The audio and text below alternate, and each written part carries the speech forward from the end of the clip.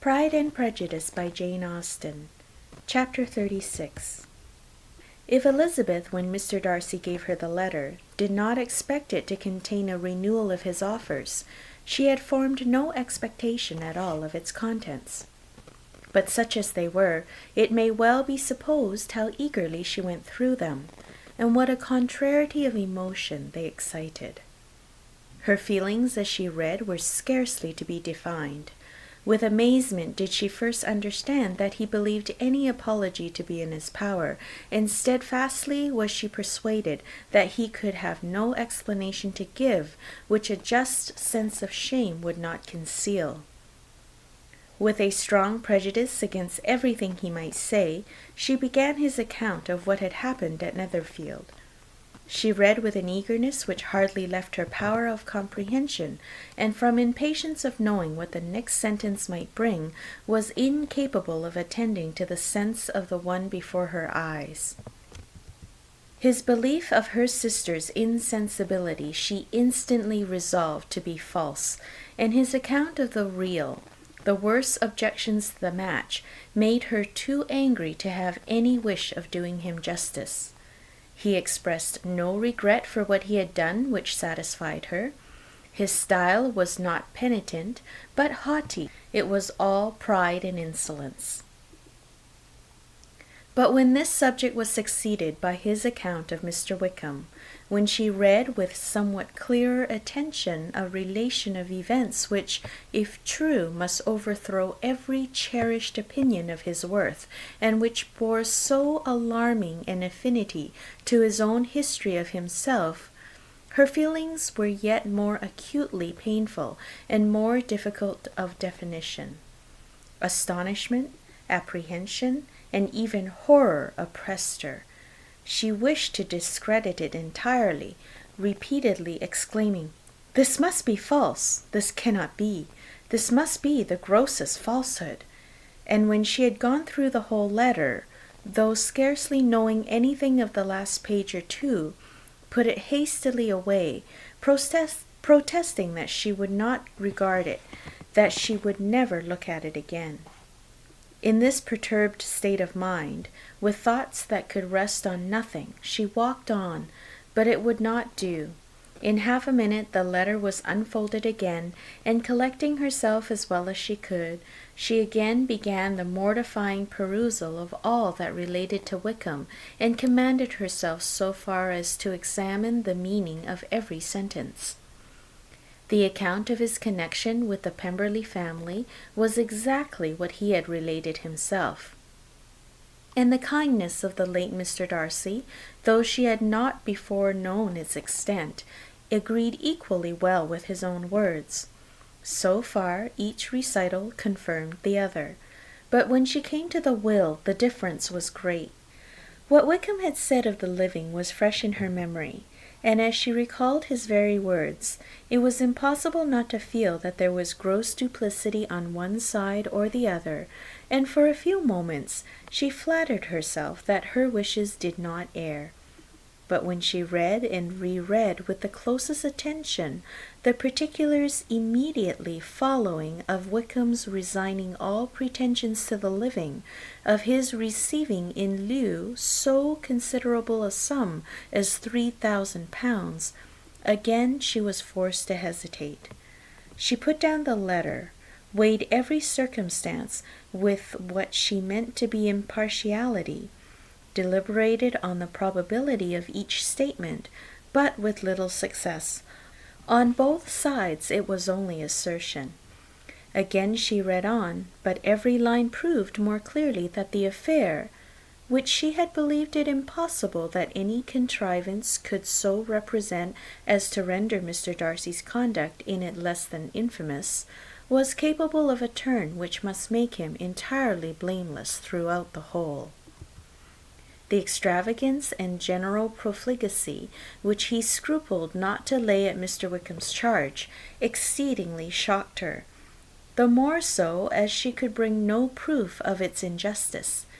She had never heard of him before his entrance into the Shire militia, in which he had engaged at the persuasion of the young man who, on meeting him accidentally in town, had there renewed a slight acquaintance. Of his former way of life nothing had been known in Hertfordshire but what he told himself.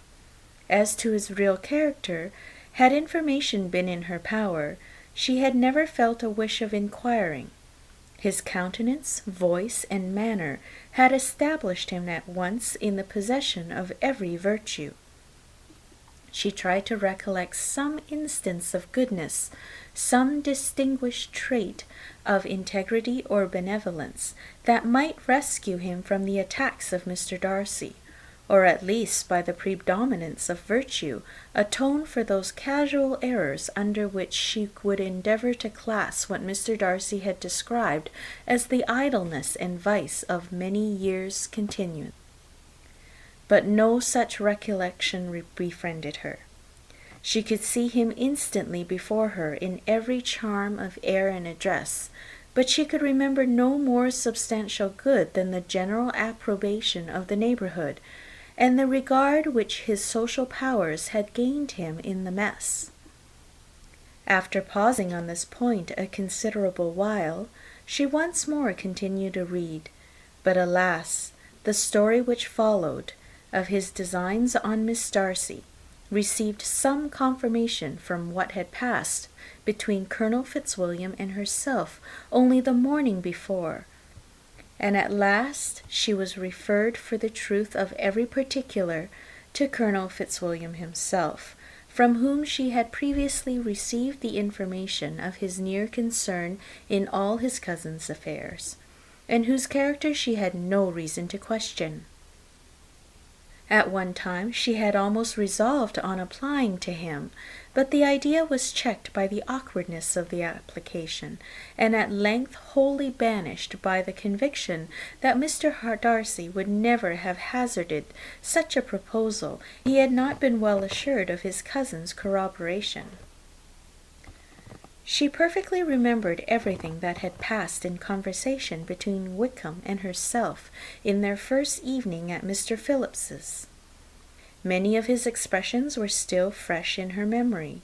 She was now struck with the impropriety of such communications to a stranger, and wondered it had escaped her before.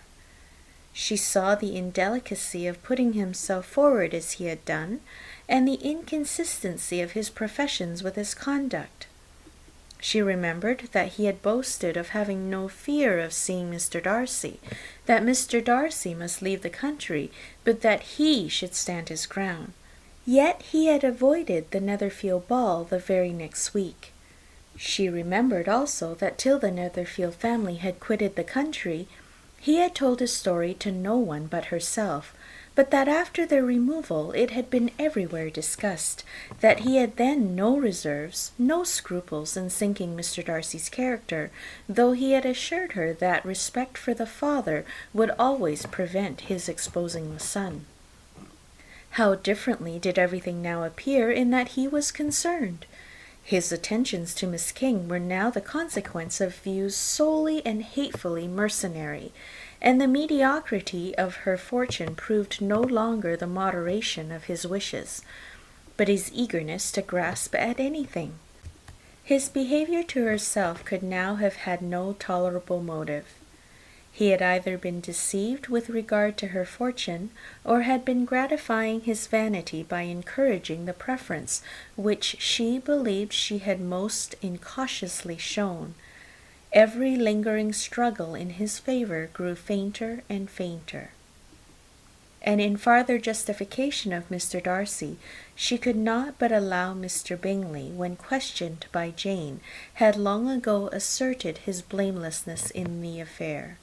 That proud and repulsive as were his manners, she had never in the whole course of their acquaintance, an acquaintance which had latterly brought them much together, and given her a sort of intimacy with his ways, seen anything that betrayed him to be unprincipled or unjust, anything that spoke him of irreligious or immoral habits, that among his own connections he was esteemed and valued, that even Wickham had allowed him merit as a brother, and that she had often heard him speak so affectionately of his sister as to prove him capable of some amiable feeling, that had his actions been what Mr. Wickham represented them, so gross a violation of everything right could hardly have been concealed from the world, and that friendship between a person capable of it and such an amiable man as Mr. Bingley was incomprehensible. She grew absolutely ashamed of herself. Of neither Darcy nor Wickham could she think without feeling she had been blind, partial, prejudiced, absurd. "How despicably I have acted," she cried, "I who have prided myself on my discernment, I who have valued myself on my abilities." From herself to Jane, from Jane to Bingley, her thoughts were in a line which soon brought to her recollection that Mr. Darcy's explanation there had appeared very insufficient, and she read it again. Widely different was the effect of the second perusal. How could she deny that credit to his assertions in one instance, which she had been obliged to give in the other? He declared himself to be totally unsuspicious of her sister's attachment, and she could not help remembering what Charlotte's opinion had always been. Neither could she deny the justice of his description of Jane. She felt that Jane's feelings, though fervent, were little displayed, and that there was a constant complacency in her air and manner, not often united with great sensibility.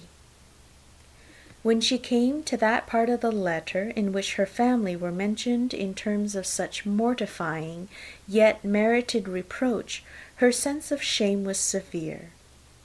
The justice of the charge struck her too forcibly for denial, and the circumstances to which he particularly alluded as having passed at the Netherfield ball, and as confirming all his first disapprobation, could not have made a stronger impression on his mind than on hers.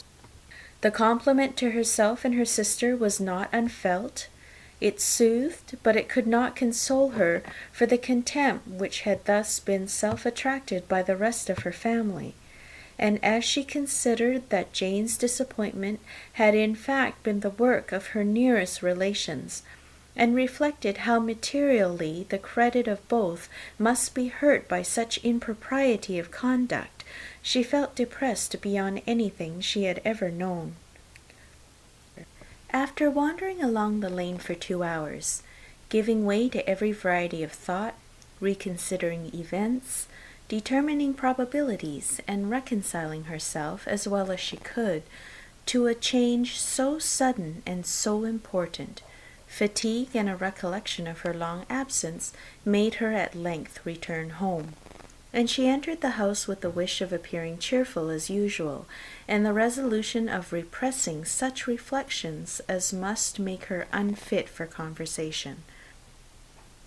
She was immediately told that the 2 gentlemen from Rosings had each called during her absence, Mr. Darcy only for a few minutes, to take leave, but that Colonel Fitzwilliam had been sitting with them at least an hour, hoping for her return, and almost resolving to walk after her till she could be found. Elizabeth could but just affect concern in missing him. She really rejoiced at it. Colonel Fitzwilliam was no longer an object. She could think only of her letter. End of chapter 36. Chapter 37. The 2 gentlemen left Rosings the next morning, and Mr. Collins, having been in waiting near the lodges to make them his parting obeisance, was able to bring home the pleasing intelligence of their appearing in very good health and in as tolerable spirits as could be expected, after the melancholy scenes so lately gone through at Rosings. To Rosings he then hastened to console Lady Catherine and her daughter, and on his return brought back with great satisfaction a message from her ladyship, importing that she felt herself so dull as to make her very desirous of having them all to dine with her. Elizabeth could not see Lady Catherine without recollecting that, had she chosen it, she might by this time have been presented to her as her future niece. nor could she think without a smile of what her ladyship's indignation would have been. What would she have said? How would she have behaved? Were questions with which she amused herself. Their first subject was the diminution of the Rosings' party. "I assure you I feel it exceedingly," said Lady Catherine. "I believe no one feels the loss of friends as much as I do, but I am particularly attached to these young men, and know them to be so much attached to me. They were excessively sorry to go, but so they always are." The dear Colonel rallied his spirits tolerably till just at last, but Darcy seemed to feel it more acutely, I think, than last year. His attachment to Rosings certainly increases. Mr. Collins had a compliment and an allusion to throw in here, which were kindly smiled on by the mother and daughter. Lady Catherine observed after dinner that Miss Bennet seemed out of spirits, and immediately accounted for it by herself, by supposing that she did not like to go home again so soon. She added, "But if that is the case, you must write to your mother and beg that you may stay a little longer. Mrs. Collins will be very glad of your company, I am sure." "I am much obliged to your ladyship for your kind invitation," replied Elizabeth, "but it is not in my power to accept it. I must be in town next Saturday." "Why, at that rate you will have been here only 6 weeks. I expected you to stay 2 months. I told Mrs. Collins so before you came. There can be no occasion for your going so soon. Mrs. Bennet could certainly spare you for another fortnight." "But my father cannot. He wrote last week to hurry my return." "Oh, your father, of course, may spare you if your mother can. Daughters are never of so much consequence to a father, and if you will stay another month complete, it will be in my power to take one of you as far as London, for I am going there early in June for a week, and as Dawson does not object to the barouche box, there will be very good room for one of you, and indeed, if the weather should happen to be cool, I should not object to taking you both, as you are neither of you large." "You are all kindness, ma'am, but I believe we must abide by our original plan." Lady Catherine seemed resigned. "Mrs. Collins, you must send a servant for them. You know I always speak my mind, and I cannot bear the idea of 2 young women travelling post by themselves. It is highly improper. You must contrive to send somebody. I have the greatest dislike in the world to that sort of thing. Young women should always be properly guarded and attended, according to their situation in life. When my niece Georgina went to Ramsgate last summer, I made a point of having 2 men servants go with her. Miss Darcy, the daughter of Mr. Darcy of Pemberley, and Lady Anne, could not have appeared with propriety in a different manner.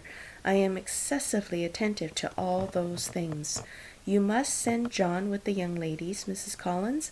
I am glad it occurred to me to mention it, for it would really be discreditable to you to let them go alone." "My uncle is to send a servant for us." "Oh, your uncle?